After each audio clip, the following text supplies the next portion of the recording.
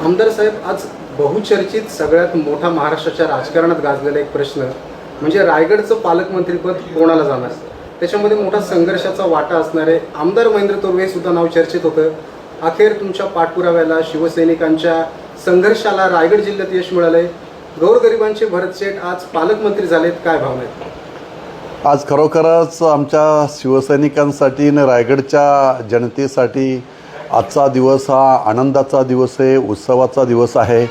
कारण आज श्रावणी पहिला सोमवार आहे, नागपंचमी आहे ना. आजच्या सणासुदीच्या पहिल्या सणाच्या दिवशीच या ठिकाणी भरत शेठ यांना रायगडचे पालकमंत्री, मुख्यमंत्री फडणवीस साहेब, उपमुख्यमंत्री शिंदेसाहेब, उपमुख्यमंत्री सुनेत्रा वहिनी या सर्वांनी आज रायगडचे पालकमंत्री म्हणून भरत शेठ गोगावले यांची नियुक्ती केलेली, घोषणा केलेली आहे.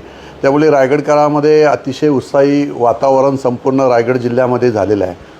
खरं तर आपल्या सगळ्यांना कल्पना आहे की रायगडचे पालकमंत्री भरत शेठ गोगावले यांनी शिवसेनेला मिळावं यासाठी तिन्ही आमदारांनी एकत्रपणे येऊन हा संघर्ष, हा लढा उभा केलेला होता.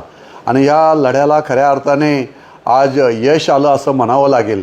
कारण जो संघर्ष आम्ही तिघांनी केला, या संघर्षाला खरं तर आमचे नेतृत्व शिंदेसाहेब यांचे मनापासून आभार व्यक्त करावा लागेल की साहेबांनी ठामपणे भूमिका आमच्या मागे उभे राहिले आणि त्यांनीसुद्धा त्यावेळेस सांगितलं की नाही, आपण भरत शेठ यांनाच रायगडचे पालकमंत्री करू, यासाठी मी ठामपणे तुमच्याबरोबर उभा आहे. आणि मग सरकारमध्ये चर्चा करून, देवेंद्र फडणवीस साहेबांशी चर्चा करून, त्यावेळेस अजितदादांशी चर्चा करून, आता सुनीताताईंशी चर्चा करून शिंदेसाहेबांनी हा तिढा कायमस्वरूपी संपवला आणि रायगडला भरत शेठच्या रूपाने पालकमंत्री आम्हाला मिळालेला आहे.